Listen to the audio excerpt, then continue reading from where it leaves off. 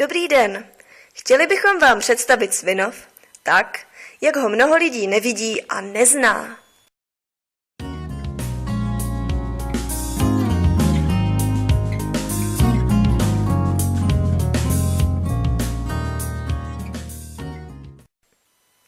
Svinov není jen nádraží a nástupiště, ale také spousta jiných míst.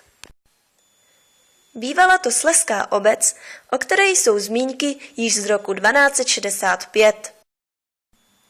Svinov je nyní městským obvodem Ostravy o více jak 4 000 obyvatelích. Svinov již není ten starý, který si mnozí pamatujou. Obec prošla spousty rekonstrukcemi. Už se nemusíme dívat na šedý obecní úřad a můžeme vidět krásnou opravenou budovu jako mnoho dalších míst ve Svinově. Jedním z velkých projektů pro Svinov byla také oprava nádraží a jeho okolí. Opravou prošlo i okolí Svinovského náměstí a park za kostelem Krista Krále.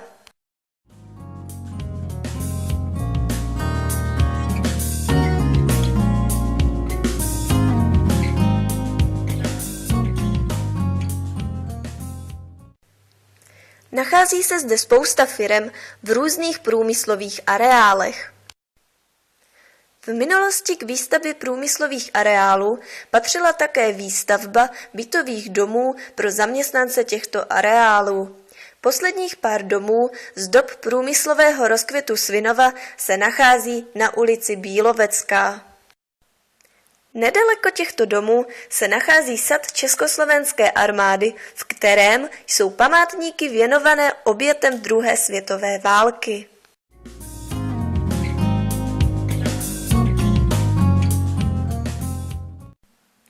Prozatím se s vámi loučíme a u dalších videí z našeho krásného Svinova brzy na viděnou.